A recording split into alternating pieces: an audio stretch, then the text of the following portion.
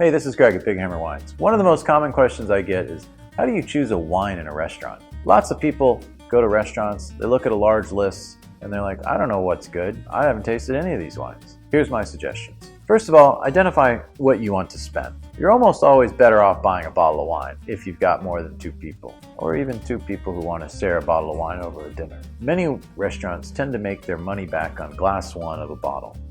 Meaning, when you buy wines by the glass at, say, $10 a glass, the restaurant's cost is typically $10 or less per bottle. So it's not necessarily the best value. On the other hand, most wines by the bottle are marked up 2 to 3 times in most restaurants.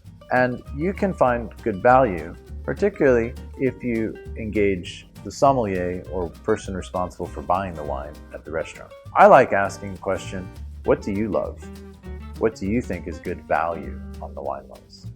You can also point to a wine on the list and say, I'm looking at spending this. And you could point at a $50 or a $70 or $100 bottle of wine, and he could give you some suggestions. It's also really helpful if you have a knowledgeable wine sommelier or wine person on staff at the restaurant to give them examples of wines that you love. If you tell them, I like this type of Cabernet, or this particular producer's Chardonnay, or this style of wine from Burgundy or Rhone, that can give them some good ideas. An intelligent, experienced wine professional will be able to steer you in the right direction.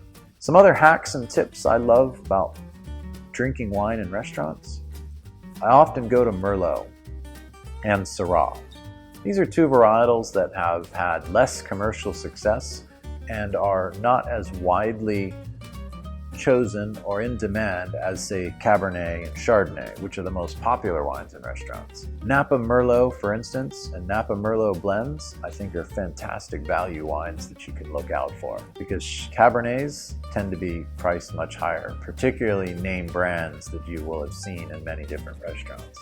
The restaurants know this, and they charge you more for those wines.